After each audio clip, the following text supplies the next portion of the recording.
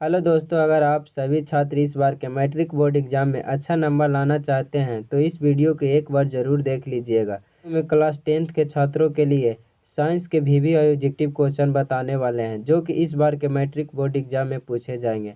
आप लोग क्या कीजिए कि वीडियो को लास्ट तक देखकर इन एक एक प्रश्नों को हमेशा याद कर लीजिए, क्योंकि इन्हीं से प्रश्न मैट्रिक बिहार बोर्ड एग्जाम में पूछे जाएंगे। और हमारे इस चैनल को भी सब्सक्राइब कर लेना, क्योंकि इससे आपको ढेर सारे हेल्प मिलेगा। तो चलिए चलते हैं क्वेश्चन की ओर। पहला क्वेश्चन क्या है? प्रकाश की किरण गमन करती है ऑप्शन ए में सीधी रेखा में, ऑप्शन बी में टेढ़ी रेखा में, ऑप्शन सी है किसी भी दिशा में, ऑप्शन डी है इनमें से कोई नहीं। तब प्रकाश की किरण गमन करती है सीधी रेखा में, ऑप्शन ए। अगला क्वेश्चन की ओर। प्रकाश का वेग न्यूनतम होता है ऑप्शन ए है निर्वात में, ऑप्शन बी है जल में, ऑप्शन सी है वायु में, ऑप्शन डी है कांच में। तब प्रकाश का वेग न्यूनतम होता है कांच में, ऑप्शन डी। अगला क्वेश्चन की ओर। मोटर गाड़ी के चालक के सामने लगा रहता है, जो मोटर गाड़ी के चालक के सामने लगा रहता है, ऑप्शन ए में समतल दर्पण, ऑप्शन बी में उत्तल दर्पण, ऑप्शन सी में अवतल दर्पण, ऑप्शन डी में उत्तल लेंस। तो मोटर गाड़ी के चालक के सामने क्या लगा रहता है? उत्तल दर्पण, ऑप्शन बी। अगला क्वेश्चन की ओर। मोटर कार के हेडलाइट में किसका प्रयोग होता है? जो मोटर गाड़ी होता है हेडलाइट, उसका किस किस किस दर्पण का उपयोग किया जाता है? ऑप्शन ए में समतल दर्पण, ऑप्शन बी में उत्तल दर्पण, ऑप्शन सी में अवतल दर्पण, ऑप्शन डी में उत्तल लेंस। तो जो मोटर कार के हेडलाइट में किसका प्रयोग किया जाता है? अवतल दर्पण, ऑप्शन सी। अगला क्वेश्चन की ओर। समतल दर्पण द्वारा बना प्रतिबिंब होता है, समतल दर्पण द्वारा बना प्रतिबिंब होता है ऑप्शन ए में वास्तविक, बी में है काल्पनिक, सी में है दोनों, डी में इनमें से कोई नहीं। तो समतल दर्पण द्वारा बना प्रतिबिंब कहाँ होता है? काल्पनिक, ऑप्शन बी। अगला क्वेश्चन की ओर। लेंस की क्षमता का SI मात्रक क्या है? देखिए ये क्वेश्चन है ना, जो मैट्रिक बिहार बोर्ड में बार बार पूछे जाते हैं, हर एक साल पूछे जाते हैं लेंस की क्षमता का SI मात्रक क्या है। तो आप लोग बताइए कमेंट बॉक्स में इसका आंसर क्या होगा।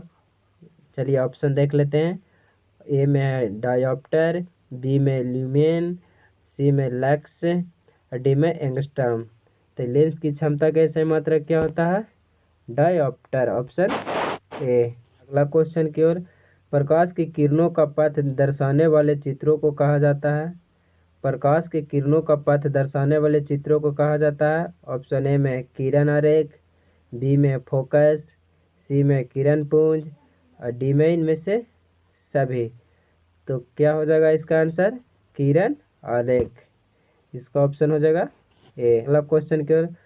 2D क्षमता वाले लेंस का फोकसांतर होता है, जो 2D क्षमता वाले लेंस होता है उसका फोकसांतर होता है ऑप्शन ए में 20 सेंटीमीटर, ऑप्शन बी में है 30 सेंटीमीटर, ऑप्शन सी में 40 सेंटीमीटर, ऑप्शन डी में 50 सेंटीमीटर। तो इसका आंसर क्या हो जाएगा? 50 सेंटीमीटर, ऑप्शन डी। अगला क्वेश्चन की ओर। प्रकाश के किरणों के समूह को कहते हैं, प्रकाश के किरणों के समूह को कहते हैं ऑप्शन ए में प्रकाश स्रोत, ऑप्शन बी में किरण पुंज, ऑप्शन सी में प्रदीप, ऑप्शन डी है परिकिरणल। तो इसका आंसर क्या हो जाएगा? किरण पुंज, ऑप्शन बी। अगला क्वेश्चन की ओर। उत्तल लेंस की क्षमता होती है, जो उत्तल लेंस की क्षमता होती है जो कैसा होता है? ऑप्शन ए में ऋणात्मक, ऑप्शन बी में धनात्मक, ऑप्शन सी में ए और बी दोनों, ऑप्शन डी में इनमें से कोई नहीं। तो जो उत्तल लेंस की क्षमता होती है जो क्या होती है? धनात्मक, ऑप्शन बी। अगला क्वेश्चन की ओर। अवतल लेंस की क्षमता होती है, देखिए उसमें उत्तल लेंस की पूछ लेता, इसमें अवतल लेंस की क्षमता। तो इसमें ऑप्शन ए में ऋणात्मक, ऑप्शन बी में धनात्मक, ऑप्शन सी में ए और बी दोनों, और डी में इनमें से कोई नहीं। तो अवतल लेंस की क्षमता क्या हो जाएगा? ऋणात्मक, ऑप्शन ए। अगला क्वेश्चन की ओर, उत्तल लेंस को कहते हैं, देखिए उत्तल लेंस को एक और नाम है। ऑप्शन ए में अपसारी लेंस, ऑप्शन बी में द्विउत्तल लेंस, ऑप्शन सी में अपसारी लेंस, और ऑप्शन डी में इनमें से कोई नहीं। तो उत्तल लेंस को क्या कहते हैं? अभिसारी लेंस, ऑप्शन ए। अगला क्वेश्चन की ओर, अब अवतल लेंस को कहते हैं, तो अवतल लेंस के क्या कहेंगे? दूसरा नाम क्या है? ऑप्शन ए में अभिसारी लेंस, ऑप्शन बी में द्विअवतल लेंस, ऑप्शन सी में अपसारी लेंस, ऑप्शन डी में इनमें से कोई नहीं। तो अवतल लेंस को क्या कहते हैं? अपसारी लेंस, ऑप्शन सी। अगला क्वेश्चन की ओर, निम्न में से कौन सा दर्पण लेंस बनाने के लिए प्रयुक्त नहीं किया जाता है? तो ऑप्शन ए है जल, ऑप्शन बी में कांच, ऑप्शन सी है प्लास्टिक, ऑप्शन डी है मिट्टी। तो निम्न में से कौन सा पदार्थ है लेंस बनाने के लिए प्रयुक्त नहीं किया जा सकता है? तो इसका आंसर क्या हो जाएगा? मिट्टी, ऑप्शन डी। अगला क्वेश्चन की ओर, किस दर्पण से हमेशा वस्तु से छोटा प्रतिबिंब प्राप्त होता है? किस दर्पण में हमेशा वस्तु से छोटा प्रतिबिंब प्राप्त होता है? तो ऑप्शन ए है समतल में, ऑप्शन बी है उत्तल में, ऑप्शन सी है अवतल में, ऑप्शन डी है इनमें से कोई नहीं। तो किस दर्पण में वस्तु से छोटा प्रतिबिंब प्राप्त होता है? तो ऑप्शन ए है समतल में। अगला क्वेश्चन की ओर, किस दर्पण से हमेशा वस्तु से छोटा प्रतिबिंब प्राप्त होता है? किस दर्पण से हमेशा वस्तु से छोटा प्रतिबिंब प्राप्त होता है? तो ऑप्शन ए में है समतल में, ऑप्शन बी है उत्तल में, ऑप्शन सी है अवतल में, ऑप्शन डी है इनमें से कोई नहीं। तो किस दर्पण से हमेशा वस्तु से छोटा प्रतिबिंब प्राप्त होता है? तो ऑप्शन ए है उत्तल में, ऑप्शन बी। अगला क्वेश्चन की ओर, किस दर्पण से वस्तु का बड़ा प्रतिबिंब बनता है? किस दर्पण से वस्तु का बड़ा प्रतिबिंब बनता है? ऑप्शन ए है समतल में, ऑप्शन बी है अवतल में, ऑप्शन सी है उत्तल में, ऑप्शन डी है इनमें से कोई नहीं। तो इसका ऑप्शन क्या हो जाएगा? अवतल में, ऑप्शन बी। अगला क्वेश्चन की ओर, प्रकाश के प्रवर्तन के कितने नियम हैं? जो प्रकाश के प्रवर्तन है के कितने नियम हैं? ऑप्शन ए में है 1, ऑप्शन बी में है 2, ऑप्शन सी में है 3, ऑप्शन डी में है 4। तो इसका क्या हो जाएगा आंसर? 2। अगला क्वेश्चन की ओर, जब प्रकाश की किरण हवा से कांच में प्रवेश करती है तो मुड़ जाती है। देखिए ये भी क्वेश्चन बहुत बार पूछ चुके हैं मैट्रिक बिहार बोर्ड एग्जाम में। जब प्रकाश की किरण हवा से कांच में प्रवेश करती है तो मुड़ जाती है। ऑप्शन ए अभिलंब से दूर, बी में अभिलंब के निकट, ऑप्शन सी में अभिलंब के समांतर, ऑप्शन डी इनमें से कोई नहीं। तो किसके मुड़ जाती है, किसकी ओर? अभिलंब के निकट, ऑप्शन बी। अगला क्वेश्चन की ओर, फोटोग्राफिक कैमरा का अदृश्यक होता है। जो फोटोग्राफिक कैमरा होता है उसमें अदृश्यक होता है किस लेंस होता लगा रहता है? ऑप्शन ए में उत्तल लेंस, ऑप्शन बी है अवतल लेंस, ऑप्शन सी है उत्तल दर्पण, और ऑप्शन डी है अवतल दर्पण। इसका आंसर क्या हो जाएगा? उत्तल लेंस, ऑप्शन ए। अगला क्वेश्चन की ओर,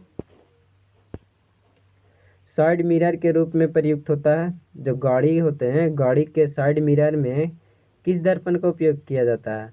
ऑप्शन ए में अवतल दर्पण, ऑप्शन बी में उत्तल दर्पण, ऑप्शन सी में उत्तल लेंस, ऑप्शन डी में है प्रिज्म।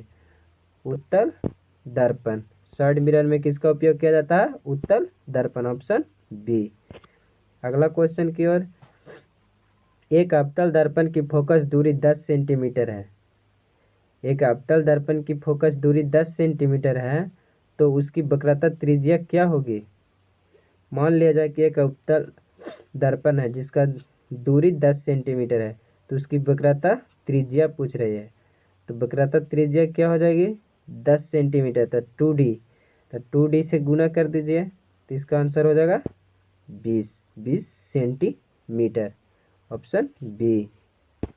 अगला क्वेश्चन की ओर, निर्गत किरण एवं अभिलंब के बीच के कोण को कहते हैं। निर्गत किरण एवं अभिलंब के बीच के कोण को कहते हैं। ऑप्शन ए में आपतन कोण, ऑप्शन बी में प्रवर्तन कोण, ऑप्शन सी में निर्गत कोण, ऑप्शन डी में है इनमें से कोई नहीं। तो इसका आंसर क्या हो जाएगा, निर्गत कोण, ऑप्शन सी। अगला क्वेश्चन की ओर, सरल सूक्ष्मदर्शी में किसका उपयोग होता है। सरल सूक्ष्मदर्शी में किसका उपयोग होता है। ऑप्शन ए में है अवतल दर्पण, ऑप्शन बी में उत्तल दर्पण, ऑप्शन सी में है अवतल लेंस, ऑप्शन डी में है उत्तल लेंस। तो सरल सूक्ष्मदर्शी में किसका उपयोग होता है, उत्तल लेंस, ऑप्शन डी। अगला क्वेश्चन की ओर, किस लेंस के द्वारा सिर्फ काल्पनिक प्रतिबिंब बनता है। किस लेंस के द्वारा सिर्फ काल्पनिक प्रतिबिंब बनता है। तो ऑप्शन ए में उत्तल, ऑप्शन बी में है अवतल, ऑप्शन सी में बाइफोकल, ऑप्शन डी में इनमें से कोई नहीं। तो किस लेंस के द्वारा सिर्फ काल्पनिक प्रतिबिंब बनता है, अवतल, ऑप्शन बी, अवतल दर्पण। अगला क्वेश्चन की ओर, प्रवर्तन के नियम से निर्धारित होता है। जो प्रवर्तन के नियम है उससे निर्धारित होता है। ऑप्शन ए में आपतन कोण बराबर प्रवर्तन कोण, ऑप्शन बी में प्रवर्तन कोण बराबर आपतन कोण, ऑप्शन सी में आपतन कोण बराबर विचलन कोण, और इनमें से डी में इनमें से कोई नहीं। तो प्रवर्तन कोण बराबर आपतन कोण, ऑप्शन बी। अगला क्वेश्चन की ओर, काल्पनिक प्रतिबिंब होता है। देखिए, जो काल्पनिक प्रतिबिंब होता है वो कैसा होता है। ऑप्शन ए में सीधा, ऑप्शन बी में उल्टा, ऑप्शन सी में दोनों, ऑप्शन डी में इनमें से कोई नहीं। तो जो काल्पनिक प्रतिबिंब होता है जो सीधा, ऑप्शन ए। अगला क्वेश्चन की ओर, लेंस में मुख्य फोकस की संख्या कितनी होती है। लेंस है उसमें मुख्य फोकस की संख्या कितनी होती है। ऑप्शन ए में 2, ऑप्शन बी में 1, ऑप्शन सी में 3, ऑप्शन डी में कोई इनमें से कोई नहीं। तो इसका आंसर क्या हो जाएगा, मुख्य फोकस की संख्या कितनी हो जाएगी, 2, ऑप्शन ए। अगला क्वेश्चन की ओर, सर्च लाइट का प्रवर्तक सतह होता है। जो सर्च लाइट होता है उसका प्रवर्तक सतह होता है।